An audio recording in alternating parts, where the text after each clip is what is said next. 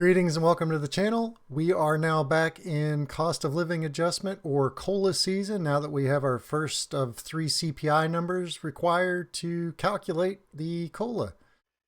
I also want to use this video to take a little bit of an estimate or get an idea of what the cost of living adjustment or the actual CPI of a retired individual that has no mortgage, because the weighting would be different. For most of the CPI numbers, which I will get into, most of the CPI numbers have housing as a huge portion, and it still is for a lot of retirees. But if you're a retiree like me, where you don't have a mortgage, the costs aren't really going up.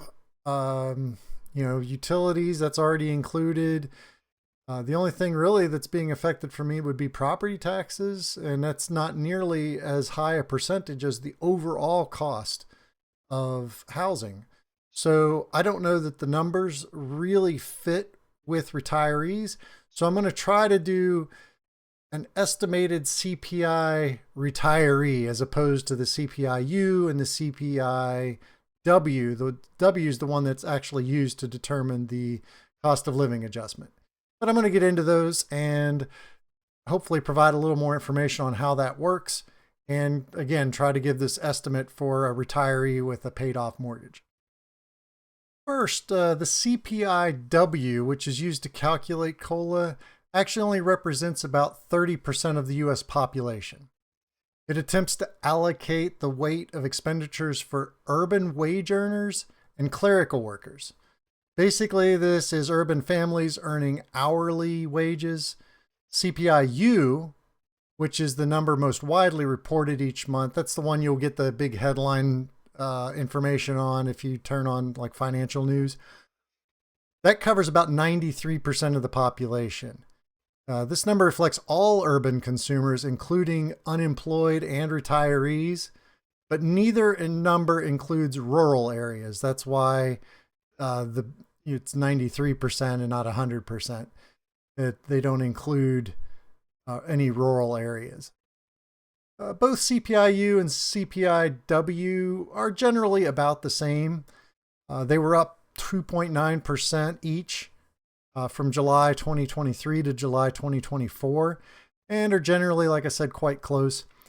I want to start with my estimate of what we may see for this year's cost of living adjustment. The Consumer Price Index for urban wage earners and clerical workers, or CPIW, increased 2.9% over the last 12 months to an index level of 308.501. For the month, the index increased 0.1% prior to seasonal adjustment.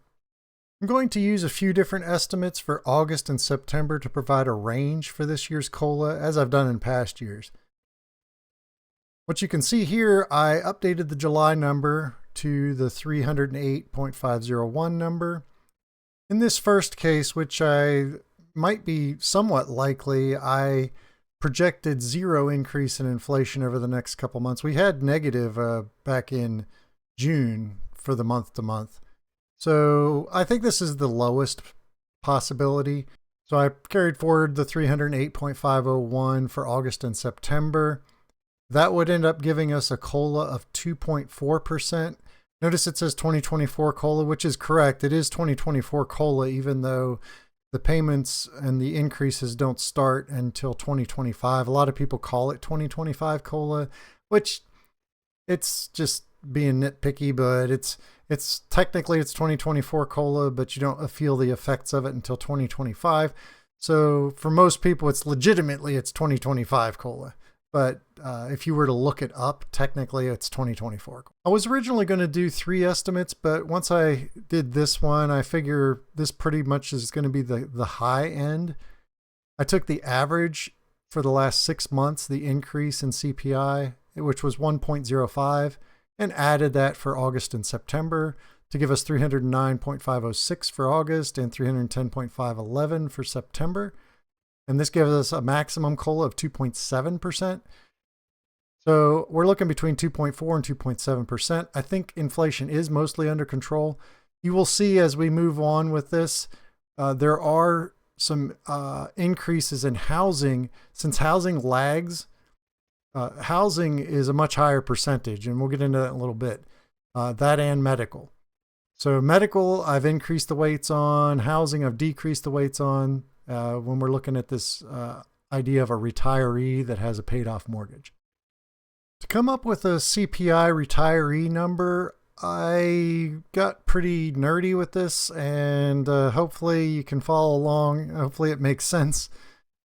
In orange are the current numbers. This is the CPI-U and the CPI-U weighting.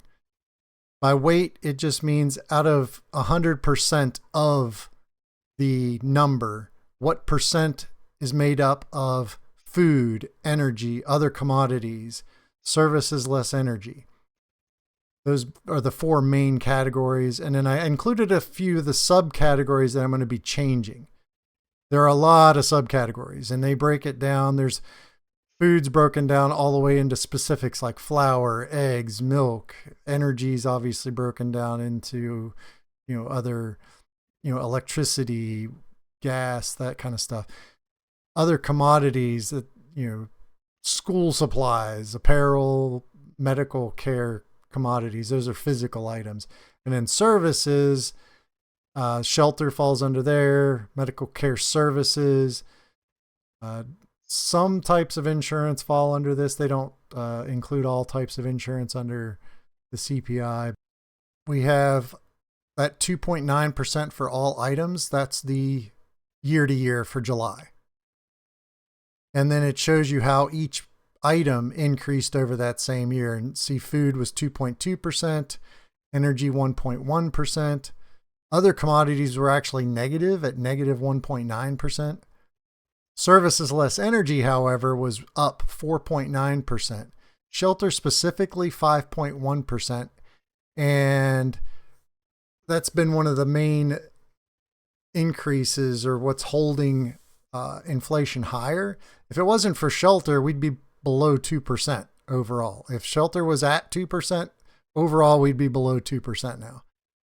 But since shelter lags between rents and mortgages and all that, it is pulling the average higher, which it's probably good that they're talking about starting to decrease the interest rates, the Fed, because I think we are back down to about our 2% target. Shelter's going to lag, so it's possible we're going to overcorrect. To get the timing right on this is almost impossible. But we'll see. Hopefully we didn't overshoot, but we'll find out. Now the CPI-U weighting, you notice for the all items line, it's 100 because that's all items. That's everything added together. And if we were to add food, energy, other commodities, and services less energy, those numbers add up to 100, or basically 100%. You notice the services less energy are weighted at basically 61%. Shelter itself is 36%. So basically of your expenses in a month, and this is CPI-U, so this is basically everybody except rural people. 36% of their expense is shelter. Now, again, this is one of the things we're going to adjust. I decided to only adjust a few categories to come up with this. A lot of the categories are going to be similar.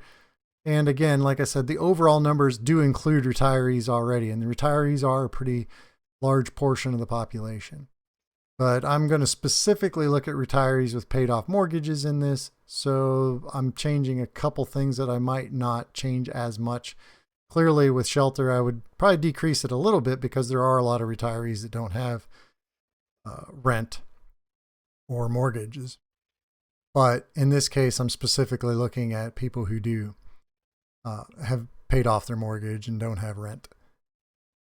Apparel, I just decreased it by by half. Medical care and commodities, I did increase. I doubled the expense for medical care commodities.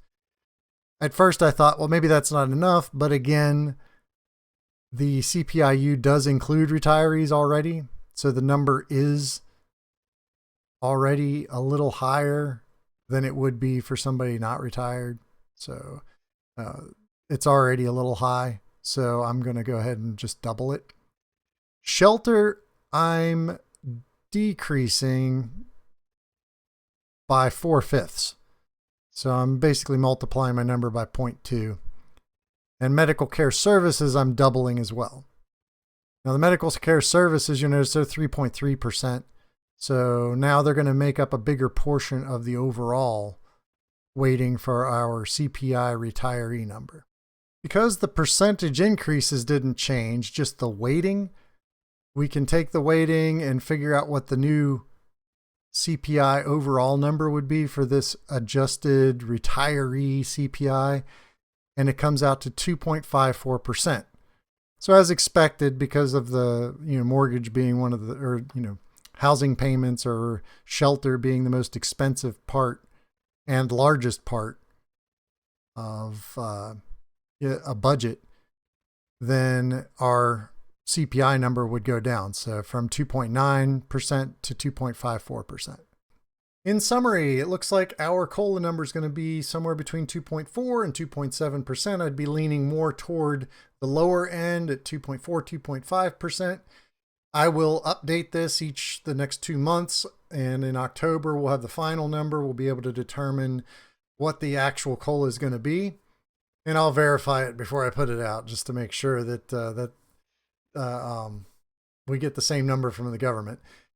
Hopefully the numbers on the CPI retiree are helpful to get an idea of how much inflation's impacting those who have less of a reliance on like rent or a mortgage. It is a good thing in retirement to get rid of that expense, especially with this high, and how much it can affect your budget, because the sheer weight of that expense compared to all your other expenses. It's over 1/3 of the average person's expenditures, according to the CPI-U, because they've got it at 36%. So it's over 1/3 of what they consider the normal budget of expenses. If you have any questions about anything I've covered in this video, please put those in the comments below. Consider leaving a like or subscribing to the channel. Again, I will be updating these CPI numbers over the next couple months to come up with our COLA. And remember, if you're going to retire, retire to something.